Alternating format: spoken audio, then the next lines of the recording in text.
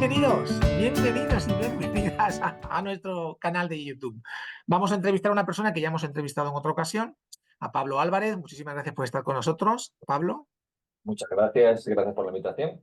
Y ya sabéis porque como todos seguís nuestros programas con auténtica adicción, pues Pablo ya intervino en uno sobre las cuestiones tecnológicas fuertes, sobre cómo está cambiando el metaverso nuestras interacciones y el trabajo social.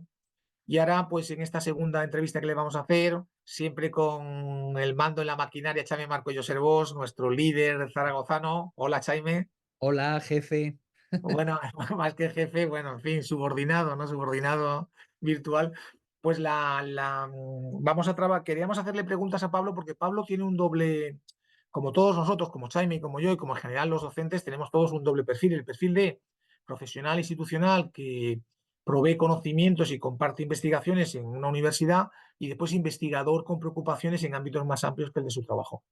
En este caso nos queremos centrar con Pablo en estos 10 minutos de entrevista sobre su experiencia con la digitalización en el ámbito de la educación en la institución en la que él está, que es el ISQT en Lisboa, y cómo ha vivido desde el COVID hasta ahora mismo. Pablo lleva ya 7 años en Lisboa, ha pasado la fase del COVID allá, aunque se formó en España, y ha vivido todo esto. A mí me preocupa mucho porque, por ejemplo, en España ahora mismo cada trabajadora social, cuando abre el ordenador como nosotros, tiene al menos 5 herramientas digitales diferentes para rellenar datos.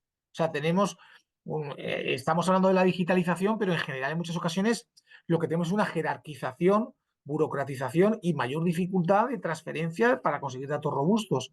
Y en la educación nos puede pasar lo mismo. Podemos saltar de aplicación en aplicación, pero al final no trabajar en herramientas digitales y en el modo de interaccionar con ellas, que es lo propiamente propio de un mundo en una tecnología distinta, que no es solamente tener la pantalla o tener la tablet, sino manejarte en ella con habilidad suficiente para no quedar a expensas de la tecnología, para no ser analfabetos funcionales. Bueno, Pablo, este es el entorno. Mi primera pregunta es: ¿cómo vivisteis en el ISQT la pandemia y cómo ha sido el proceso de digitalización allí del trabajo social? Bueno, pues muchas gracias, Jaime, Antonio, por la invitación, por esta segunda invitación, este segundo vídeo. El proceso, pues, yo creo que nos cogió como a todos de imprevisto.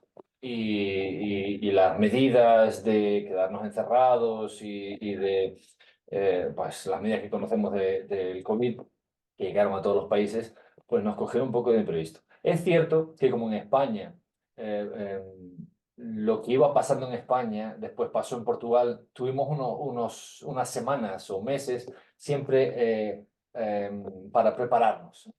Y yo creo que eso también ayudó.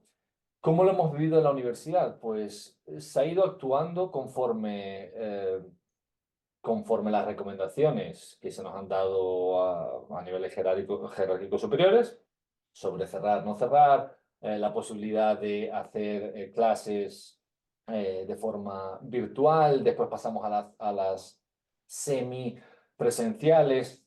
Hemos tenido toda clase de experiencias. De hecho, hubo una inversión grande en nuestra universidad en cuanto a equipos y empezaron a digitalizar mucho más y poner cámaras en casi todas las clases. Hubo una renovación de los equipos y yo creo que eso también empujó un poco a redescubrir la parte digital de este asunto, ¿no? O sea, y no solo redescubrirla, como también ver y de forma más palpable que ciertos procesos pueden ser realizados a través de medios digitales, cuando antes ni siquiera se pensaba que se podría hacer, ¿no? Por ejemplo, reuniones, cosas tan simples, ¿no? Porque las reuniones siempre fueron presenciales y ahora pues hay muchas de ellas que son digitales. Después, claro que hay quien se oponga y quien quiera volver a lo presencial por no perder la parte relacional.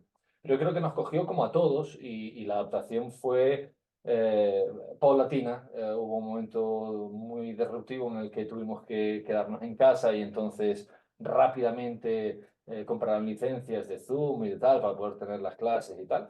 Cuando pudimos ir volviendo, pues todo este tipo de inversión estructural, pues también se hizo. Yo creo que nos ha cogido así, de esta manera. Esto con la pandemia, ¿no? Que era la primera parte de la pregunta. No sé si había otra parte de esa pregunta. Bueno, era a partir de ahí cómo habéis diseñado, o si habéis diseñado alguna medida, la readaptación. ¿Qué papel tiene, por ejemplo, el estudio de la digitalización del trabajo social digital en vuestros programas? Y al final, simplemente lo que hemos hecho ha sido poner en Zoom y en pantallas y en píldoras lo que teníamos para sobrevivir, que eso yo creo que es lo que hemos hecho casi todos, pero a partir de ahí, ¿qué proceso de innovación ha habido en los planes de estudio o simplemente lo que hacemos es adaptarnos a un uso más intensivo de la comunicación mediada por ordenador? Pues uno de los cambios más grandes yo creo que se dio en las prácticas de segundo año. Aquí las licenciaturas son de 3 años. En las prácticas de segundo año y de tercer año. Yo creo que con el confinamiento y el teletrabajo y eso, pues eso obligó a rediseñar y repensar cómo podrían ser las prácticas en la universidad. Y de hecho, en el tiempo de pandemia hubo una flexibilización con el tema del teletrabajo y entender que ciertos procesos también un trabajador social también los podría desarrollar desde casa o poder tener ciertas intervenciones telemáticas.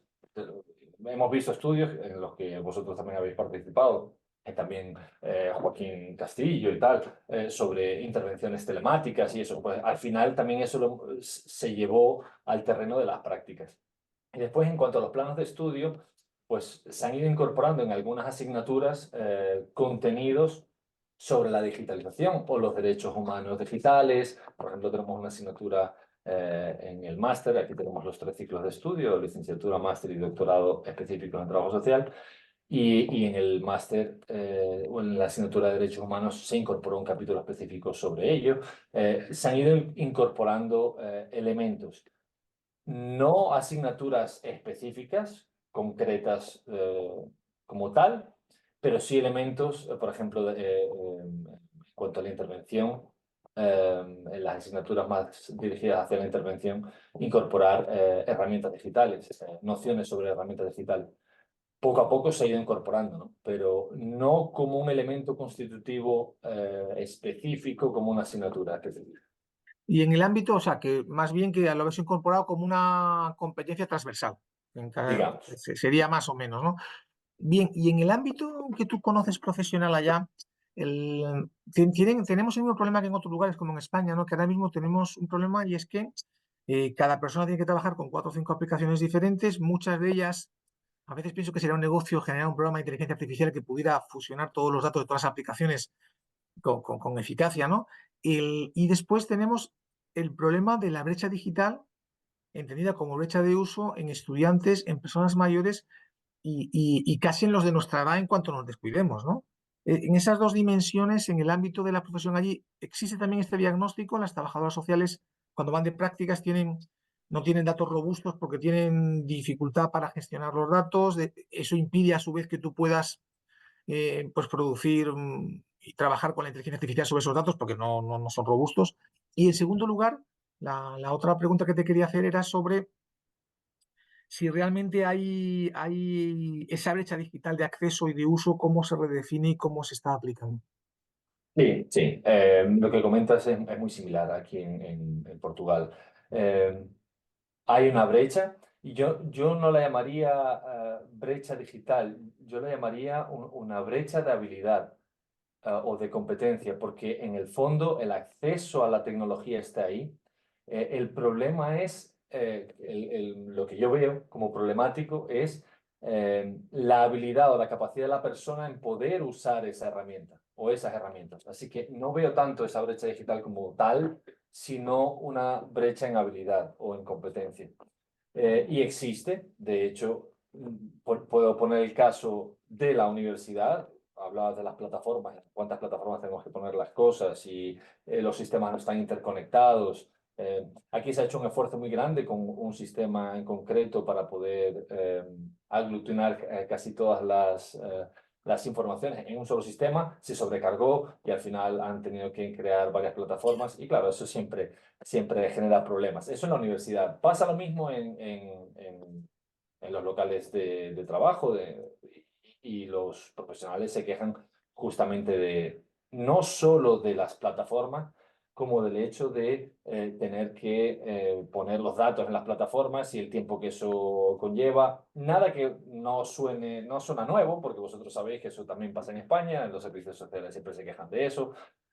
Sí, yo creo que estamos en un impasse. Y esta es mi percepción. Después de tener y ver la potencialidad de las diferentes herramientas de inteligencia artificial, hablabas de, llegaremos a un sistema que pueda interconectar, estamos muy próximos de eso. Así que créeme que eso va a llegar, si no es este año, será el próximo año, porque Sí, sí. está ahí. De hecho, ya hay aplicaciones muy interesantes que hacen convergencia de plataformas. Por eso yo creo que estamos en un impasse. Nos hemos digitalizado, nos obligaron rápidamente a digitalizarnos con el COVID, demasiadas plataformas, demasiados sistemas, muchos de ellos no necesariamente fáciles de gestionar en cuanto a la facilidad que nos da la inteligencia artificial, y de repente vino la inteligencia artificial que puede facilitar ciertos procesos, pero ahora tenemos sistemas antiguos o sistemas que no incorporan esa inteligencia artificial.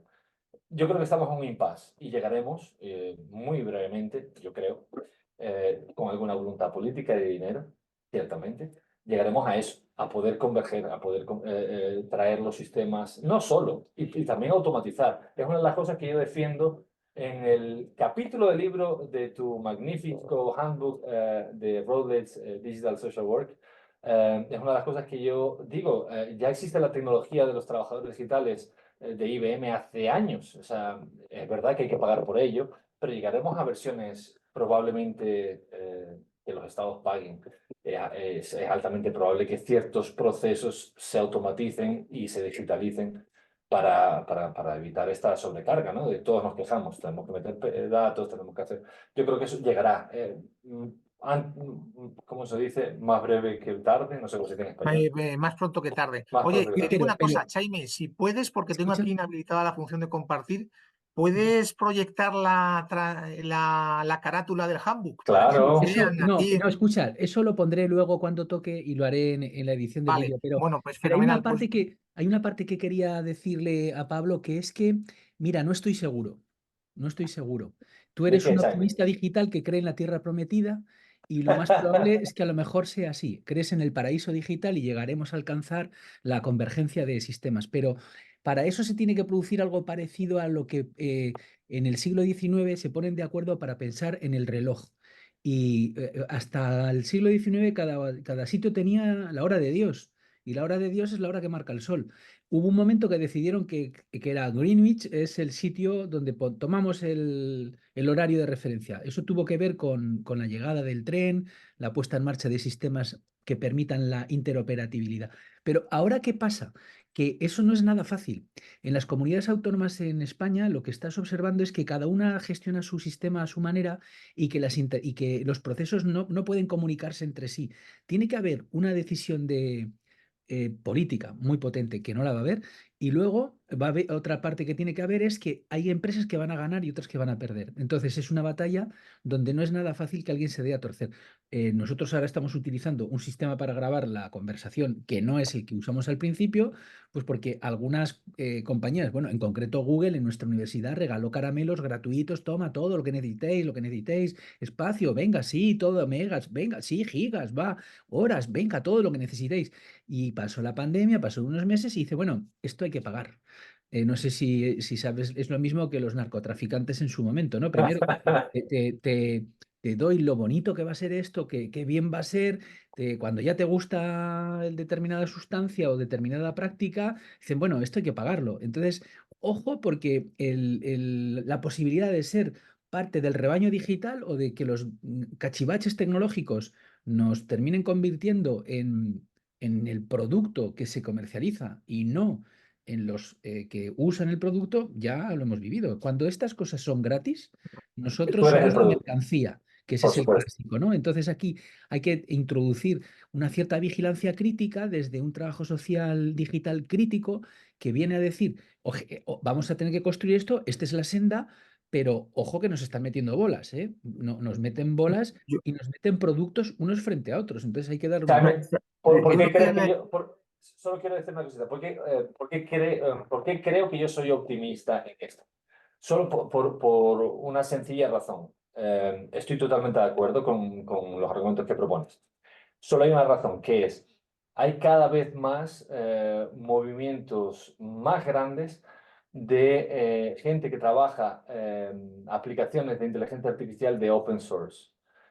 Y no solo open source, sino de acceso libre, pero también desconectado. ¿Y esto qué quiere decir? Que, por ejemplo, ya puedes, si quisieras, instalar en tu ordenador una versión de ChatGPT actualizada con el material que tú quisieras en tu ordenador sin necesidad de estar conectado a la red.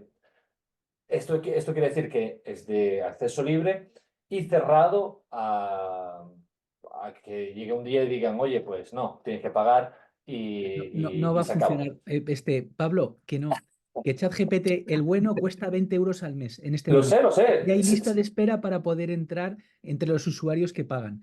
Y ayer hicimos un seminario con el gratuito 3.5 y ves que funciona para determinadas cosas. Entonces, lo que creo que nos toca, Pero, porque además las Chaime, píldoras no pueden ser muy largas, y que creo es que sembrar esta idea de que somos optimistas, nos gusta la tecnología, si no, no estaríamos aquí, pero claro. tenemos que introducir elementos críticos para que hay que acordarse que dependemos de Telefónica, dependemos de Google, dependemos de otras grandes compañías que no funcionan con lógicas de ciudadanía, funcionan con lógicas de mercado. Ciertamente, de dinero, Bueno, claro. pero a mí me gustaría decir dos cosas para acabar, ¿no? La primera es que es verdad todo esto que decimos, pero además aquí somos optimistas porque contamos con pensar que hay una voluntad política de libre acceso y de unificación de la información, pero no siempre es así. Las administraciones se pueden construir unas contra otras y estamos en un proceso de deslocalización y desglobalización a nivel global con la guerra de Ucrania, con la invasión y con lo que pasa en Oriente Medio y tal, pero también entre nuestras propias comunidades autónomas muchas veces no ocurre esto.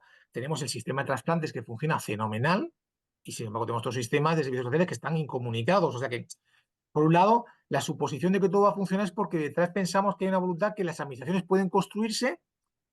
Pero la segunda cuestión que a mí me parece muy interesante de esta conversación es que yo creo que tenemos que abandonar, y me ha hecho pensar lo que dice Pablo y lo que dices tú, Chaime, el concepto de brecha digital ir al de vulnerabilidad digital.